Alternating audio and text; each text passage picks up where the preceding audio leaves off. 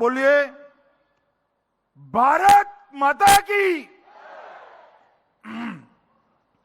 क्यों भाई, डिब्रूगढ़ वालों की आवाज को क्या हो गया है? हेमंत जी आपके यहां दूसरी राजधानी लेकर आए हैं, ऐसी आवाज नहीं चलेगी भाई।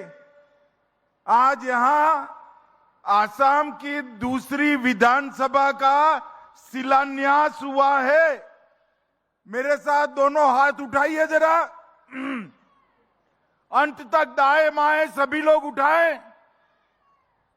फिर से आसाम में भाजपा सरकार बनाने के संकल्प की मुट्ठी भींचिए और प्रचंड आवाज से बोलिए भारत माता की वंदे। मंच पर उपस्थित असम के लोकप्रिय मुख्यमंत्री श्रीमान हेमंत विश्व शर्मा जी,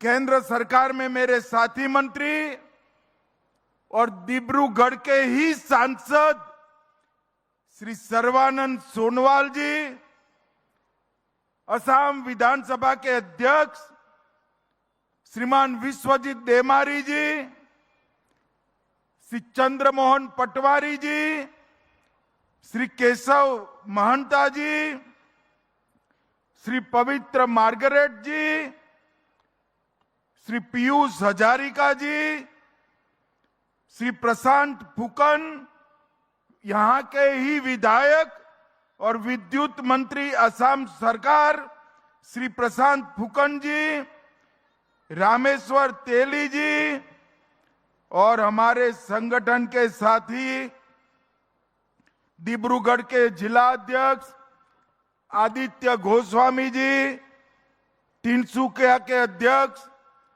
कुशाकांत बोरा जी और असम के महासचिव श्री ऋतुपर्णा बरुआ जी।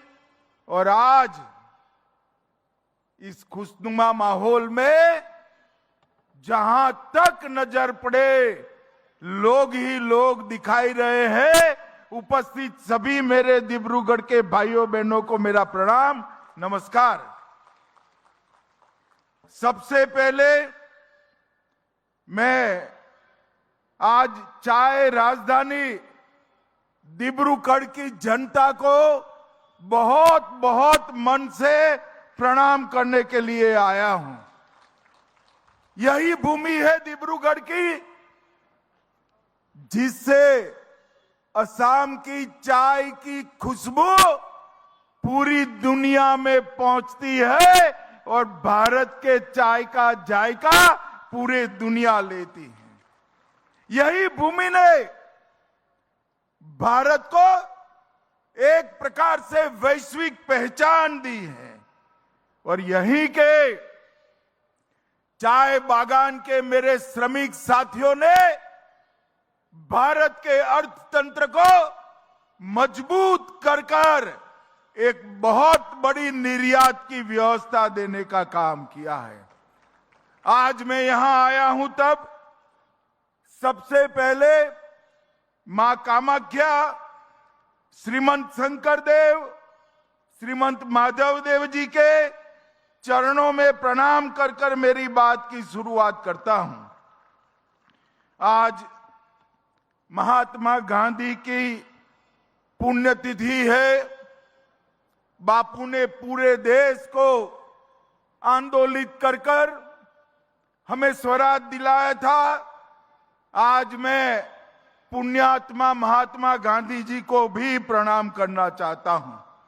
भाइयों और बहनों, आज यहां पर लगभग 825 करोड़ की लागत से 5 परियोजनाओं का भूमि पूजन और उद्घाटन हुआ है। सबसे पहले मैं आसाम के मुख्यमंत्री श्री हेमंत विश्व शर्मा को डिब्रूगढ़ की जनता की ओर से बहुत बहुत बधाई देना चाहता हूं। इन्होंने 2025 में घोषणा की कि असम को हम समावेशी बनाएंगे और डिब्रूगढ़ को असम की दूसरी राजधानी बनाने का उन्होंने निर्णय घोषित किया।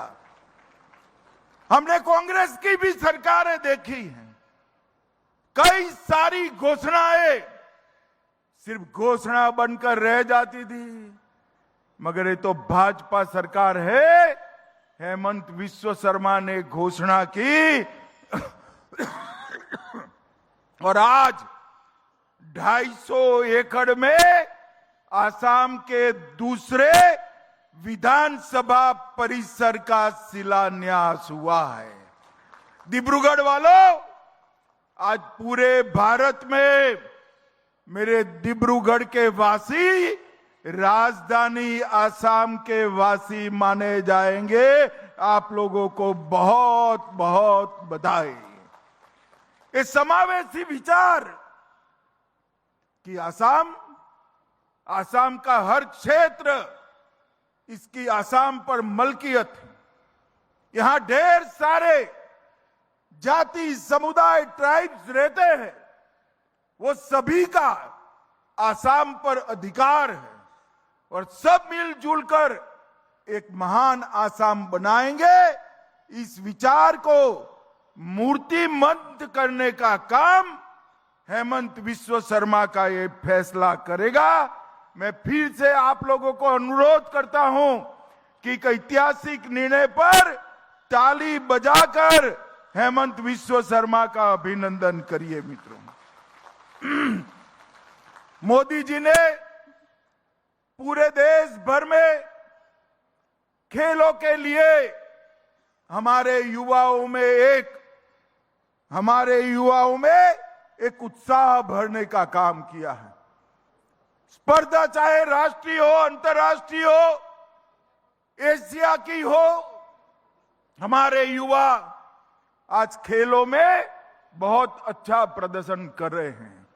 युवाओं के उत्साह से कुछ नहीं होता जब तक खेल का इंफ्रास्ट्रक्चर, खेलने की सुविधा, ट्रेनिंग की आधुनिक व्यवस्था, पारदर्शी चयन और खिलाड़ियों को सरकार की ओर से आर्थिक सहयोग नहीं मिलता है, खेल पनप नहीं पाता है।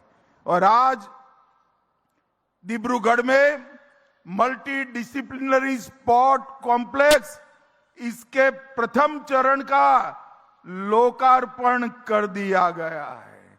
मित्रों, 240 करोड़ से 106 बीघा में indoor stadium, swimming pool, football मैदान, lawn tennis court, basketball court, volleyball court, खिलाड़ियों की हॉस्टल और कोच को रहने की जगह, एक प्रकार से विश्व भर के जो आधुनिक स्पोर्ट्स कॉम्प्लेक्स होते हैं, ऐसा स्पोर्ट्स कॉम्प्लेक्स का पहला चरण आज बनकर यहां लोकार्पित किया गया है। और इसके साथ ही 209 करोड़ से दूसरे चरण का शिलान्यास भी हुआ है। मित्रों, जैसा मैंने आगे बताया, यहां पर डिब्रूगढ़ में पूरे आसाम की विधानसभा आई है। इसके साथ साथ आसाम के हर विधायक का फ्लैट भी डिब्रूगढ़ में बनने वाला है। ये हमारे लिए बहुत महत्वपूर्ण है। विधानसभा आने से डिब्रूगढ़ के क्षेत्र को, चाय की इस राजधानी को नई आर्थिक ताकत मिलने वाली है। और ये सम्मान पूरी देश भर में बहुत कम स्थानों को मिला है कि राज्य की दूसरी राजधानी बनने का। फिर से एक बार डिब्रूगढ़ वालों को बहुत बहुत बधाई। मित्रों, यहां पर world life and research institute Dibrugarh 292 crore से 120 बीघा में बनेगा। इसमें डिसीज सर्वेलेंस की व्यवस्था, रिसर्च की व्यवस्था, डायग्नोसिस की व्यवस्था और कैपेसिटी बिल्डिंग, ये सभी कराए। हेमंत जी ने मुझे नीचे इसका मानचित्र बताया, मैं और सर्वानंद जी थे। मैंने हेमंत जी के कहा है कि पशुओं के साथ साथ पक्षियों के लिए भी ये सारी व्यवस्था यहां पर कर दीजिए, जिससे व्यवस्था कंप्लीट हो जाएगी। मित्रों, साइंटिफिक रिसोर्स और जेनेटिक डिजीज की स्टडी यहां पर होकर ये विश्व में अपने आप का बहुत महत्वपूर्ण स्थान बनने वाला है। और आज मेरे मन का जो सपना था वो भी पूरा होने वाला है। मित्रों, आसाम की नदियां हमारी संस्कृति की धरोहर है, हमारे किसानों की आर्थिक जीवादोरी है, और आसाम की नदियां हमारे लिए मां के समान है। मगर जब बाढ़ आती है, वो रौद्र रूप जब धारण करती है, हर साल कई जगह पे विनाश बिखेरती जाती हैं। हमने कुछ साल पहले स्पेस एप्लीकेशन सेंटर से आसाम का एक प्रकार से सर्वे किया, और आसाम के सर्वे के आधार पर बड़े बड़े वेटलैंड आइडेंटिफाई किए, और ये ब्रह्मपुत्र का पानी, बाढ़ का पानी, बड़े बड़े 15 तालाब बनाकर हम इसमें डाइवर्ट करेंगे और बाढ़ को रोकने का काम करेंगे।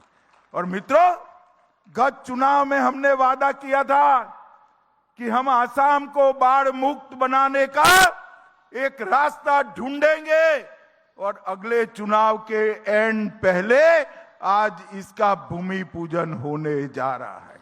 ये बड़े तालाब बनेंगे जहां से इरिगेशन होकर आसाम के किसानों को 3 बार वर्ष में क्रॉप लेने की सहूलियत होगी।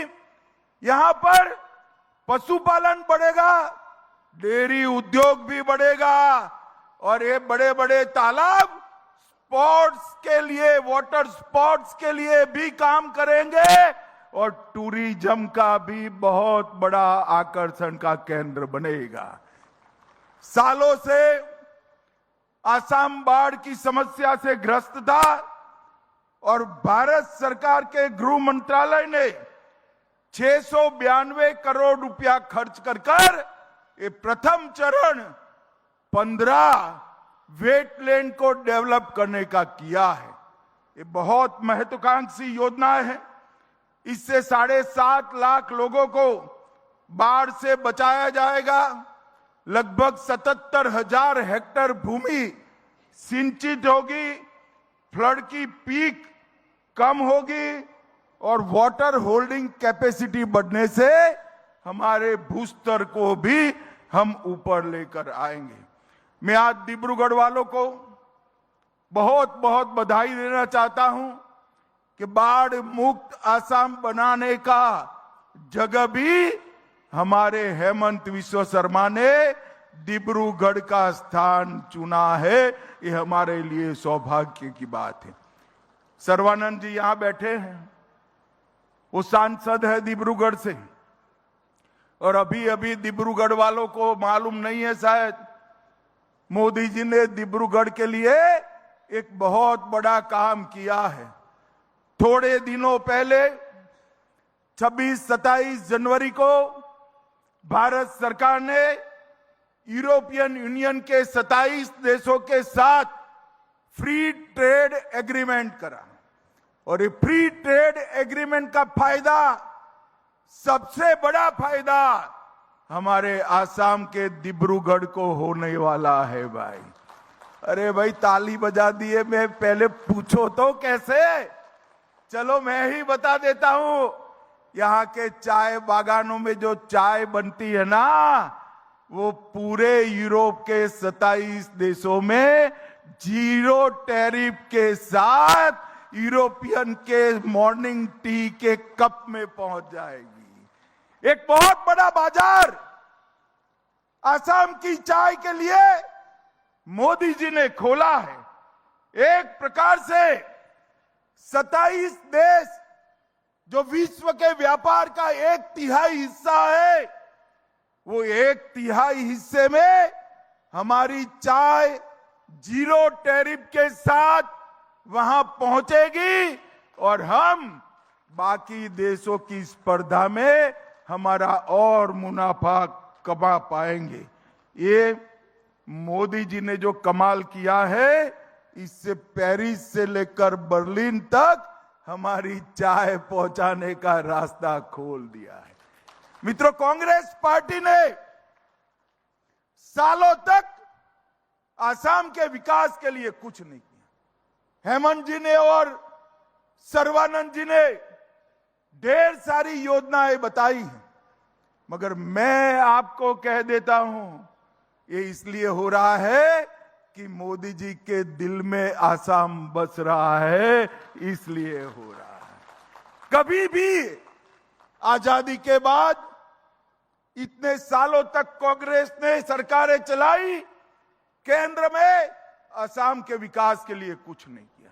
आज कुछ भी हो, इंफ्रास्ट्रक्चर का डेवलपमेंट करना हो, सबसे पहली प्रायोरिटी हमारा आसाम है।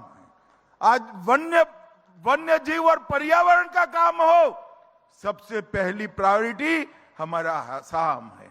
आज सेमीकंडक्टर बनाना हो, चिप बनाना हो, देश में 3 ही प्रदेश में कारखाना जाएगा तो 27,000 करोड़ का इन्वेस्टमेंट हमारे आसाम में आएगा।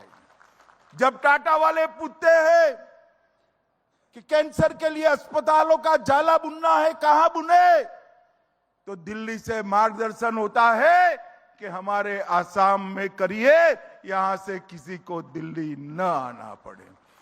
रेलवे हो, वाटरवेज हो, एयरपोर्ट्स हो या उद्योग लगाने हो, हर जगह पे भारतीय जनता पार्टी के नेता और हमारे प्रधानमंत्री नरेंद्र मोदी आसाम को प्रायोरिटी देते हैं। और कांग्रेस ने क्या किया? आज मैं डिब्रूगढ़ के मंच से कांग्रेस के नेता राहुल गांधी को पूछना चाहता हूं, आपने आसाम को क्या दिया? गोलियां, बम धमाके, संघर्ष और युवाओं की मौत।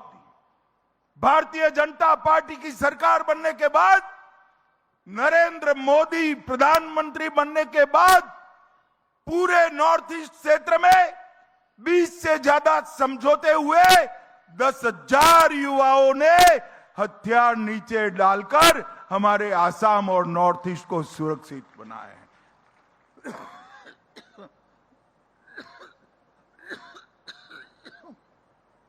एक जमाने में यहां कर्फ्यू, बम धमाके, गोलियों की आवाज थी। आज भूपेन दा का संगीत यहां से पूरे विश्व में पहुंच रहा है। और आज तक भूपेन हजारिका को भारत रत्न देने की सूद नहीं दी, भूपेन हजारिका को भारत रत्न देने का काम भी भारतीय जनता पार्टी की सरकार ने किया। यहां तक कांग्रेस के ही नेता, महान भारत माता के सपूत गोपीनाथ बरदोलाई जी को भी कभी भारत रत्न, लोकप्रिय गोपीनाथ जी को भारत रत्न देने का काम भारतीय जनता पार्टी की सरकार ने किया। और हमने यहां शांति, सुशासन, विकास और एक प्रकार से सबको साथ लेकर चलने की नई संस्कृति का विकास किया है। और 2021 में डिब्रूगढ़ की धरती पर आज मैं कहना चाहता हूं, कांग्रेस ने एक टूल किट प्रसारित किया था जो आसाम विरोधी था और भारत में आसाम, दुनिया में आसाम की चाय की छवि बिगाड़ने का काम कांग्रेस पार्टी ने किया था। ये अंतर है दोनों के बीच। मित्रों, चाय बागान का क्षेत्र है, हमारे श्रमिकों के कल्याण के लिए आज तक कांग्रेस पार्टी ने कुछ नहीं किया। अंग्रेजों के समय से संथाल, मुंडा, कौल, भील, बंगाली, ये सारे श्रमिक यहां पर बसे थे, मगर उनको कोई सुविधाएं नहीं मिली। हमारी सरकार ने 2025 में लैंड होल्डिंग अमेंडमेंट एक्ट पारित कर 825 चाय बागानों के 3,33,000 परिवार, मतलब लगभग 20 लाख लोगों को भूमि का मालिक बनाने का काम भारतीय जनता पार्टी। सदियों से लोग भूमि की मलकियत के लिए संघर्ष करते थे। पहले कांग्रेस के खिलाफ किया, इसके पहले अंग्रेजों के खिलाफ किया, किसी ने सूद नहीं ली। 25 में भाजपा आसाम सरकार ने, हमारे मुख्यमंत्री जी ने यहां पर ये अमेंडमेंट कर चाय बागान वालों को मालिक बनाने का काम हमारे हेमंत विश्व शर्मा ने किया था। मित्रों, आज पूरे विश्व में आसाम और नॉर्थ ईस्ट के अलग अलग सांस्कृतिक गमछे हमारे नॉर्थ ईस्ट की संस्कृति का सम्मान का प्रतीक बने हुए। अभी राष्ट्रपति महोदया ने 26 जनवरी को एट होम कार्यक्रम में सभी को नॉर्थ ईस्ट के गमछे पहनाए। यहां तक कि यूरोपियन यूनियन की अध्यक्षा और बाकी सारे जो लोग आए थे उन्होंने भी गमछे डाले। एक ही व्यक्ति ने आसाम का गमछा नहीं डाला, उसका नाम था राहुल गांधी। अब मैं पूछना चाहता हूं कांग्रेस पार्टी के लोगों को कि नॉर्थ ईस्ट का गमछा राहुल जी ने नहीं डाला, पूरे देश और दुनिया के लोगों ने डाला। भला आपकी क्या दुश्मनी है भाई? जरा ये तो बताओ, इतना अन्याय क्यों करते हो हमारे नॉर्थ ईस्ट के साथियों के लिए? मगर मैं आज कह कर जाता हूं, राहुल गांधी को जो करना है वो करे। जब तक भारतीय जनता पार्टी राजनीति में है, नॉर्थ ईस्ट की संस्कृति को कोई हिला नहीं सकता, कोई हिला नहीं। आज हमारे मोदी जी यूएन के मंच पर असम का गमछा लेकर जाते हैं और यूएन में भाषण में शंकर देव और माधव देव का नाम देकर वो विश्व में हमारी संस्कृति का प्रचार और प्रसार करते हैं। लसित बरफुकन को आज मोदी जी और असम सरकार ने पूरे देश की सभी भाषाओं में लसित बरफुकन के वीर जीवनी को अलग अलग 23 भाषाओं में अनुवादित कर वहां तक पहुंचाने का काम किया है। और 400वीं जयंती हेमंत जी यहां मनाना चाहते थे। मोदी जी ने कहा आसाम में तो मनाइए मनाइए, आप राजधानी के विज्ञान भवन में बनाइए, मैं आऊंगा और लसित बरफुकन को पूरे विश्व में पहुंचाने का काम हमारे नेता नरेंद्र मोदी जी ने किया। भाइयों बहनों, एक और बात मैं करना चाहता हूं। हमारे आसाम में मुझे बड़ी गंभीरता से बताइए, डिब्रूगढ़ वालों को इतना परेशानी नहीं है, मगर आसाम की परेशानी डिब्रूगढ़ की है या नहीं है? भाई जरा जोर से बोलो, आसाम की परेशानी हम सबकी है या नहीं है? पक्का है? आसाम में घुसपैठ होना चाहिए क्या? अरे जोर से बोलो, होना चाहिए क्या? एक कांग्रेस पार्टी ने असम को घुसपैठ कर अपनी वोट बैंक की राजनीति से सत्ता प्राप्त करने का घुसपैठियों के माध्यम से एक हथियार बनाया था। मैं बधाई देना चाहता हूं भाजपा सरकार को, असम की और हमारे मुख्यमंत्री को कि ये डेमोग्राफी बदलने का सिलसिला उन्होंने बंद कर दिया। 1,26,000 हेक्टेयर एकड़ भूमि बांग्लादेशी घुसपैठियों से मुक्त कराने का काम ये भारतीय जनता पार्टी की सरकार ने। और मैं आज असम की दूसरी राजधानी की भूमि पर वादा कर जाता हूं, हेमंत जी के नेतृत्व में यहां पर तीसरी बार भाजपा सरकार बना दो, एक एक घुसपैठियों को चुन चुन कर आसाम के बाहर हम निकालेंगे। ये घुसपैठिया किसी भी तरह से आसाम और देश का भला नहीं कर सकते। हमारे सीमित संसाधन हैं, हमारे गरीबों का अधिकार घुसपैठिया छीनते हैं, हमारे डेमोग्राफी को बदल रहे हैं और देश की सुरक्षा के साथ भी वो लोग कॉम्प्रोमाइज करते हैं। मित्रों, एक घुसपैठिया इन्होंने श्रीमंत शंकरदेव की जन्मभूमि को भी नहीं छोड़ा था और काजीरंगा के जंगलों में घुसपैठियों ने शिकार कर कर कर हमारे गैंडों को खत्म करने का काम किया है। आज आसाम की जनता को मैं अपील करने आया हूं, ये जनसांख्यिकी का जो परिवर्तन है, इसको अगर आपने रोका नहीं तो आसाम आने वाले दिनों में बहुत दिक्कत में आएगा।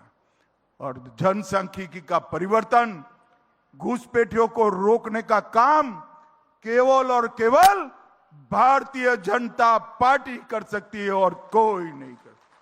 भाइयों बहनों, आसाम की सरहदें घुसपैठियों के लिए खुली थी। जब से नरेंद्र मोदी जी की सरकार बनी, पहले सर्बानंद सोनोवाल और फिर हेमंत विश्व शर्मा हमारे मुख्यमंत्री बने। मोदी जी और आसाम सरकार ने मिलकर घुसपैठियों को आसाम की सरहदों में आना बंद कर दिया है। अब घुसपैठ नहीं होती है आसाम में, परंतु जो आ गए हैं उनको भी बख्शना नहीं है। चुन चुन कर बाहर निकालने का काम ये भारतीय जनता पार्टी की सरकार। पिछले 5 वर्षों में हमने बहुत बड़ा आर्थिक सुधार भी किया है। आसाम की जीएसडीपी को 4.1 लाख से बढ़ाकर 7.2 लाख करोड़ तक ले गए हैं और आसाम के नागरिकों की आय में 50% की वृद्धि भारतीय जनता पार्टी की सरकार के समय में हुई है। मित्रों, अगर हमने शांति चाहिए, विकास चाहिए, शिक्षा चाहिए, इंडस्ट्री चाहिए, रोजगार चाहिए, समृद्ध खेती और पशुपालन चाहिए, तो एक ही विकल्प है भारतीय जनता पार्टी का। यहां पर शासन फिर से एक बार लाना पड़ेगा।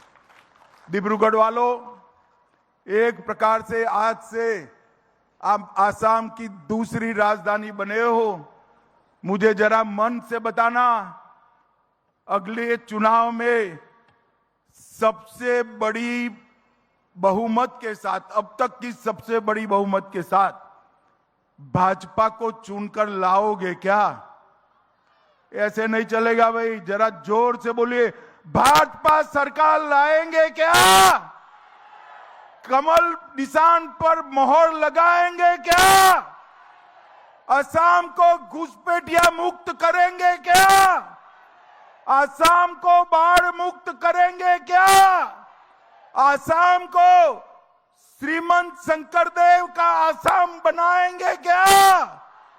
तो यही संकल्प के साथ दोनों हाथ उठाइए, उठाइए दोनों हाथ, विजय के संकल्प की मुट्ठी भींचे और प्रचंड आवाज से बोलिए, भारत माता की वंदे वंदे। आप सभी का बहुत बहुत धन्यवाद। और एक बार प्रभु श्री राम का नारा भी लगाएंगे। मेरे साथ जोर से बोलिए, जय श्री राम, जय जय श्री राम। धन्यवाद।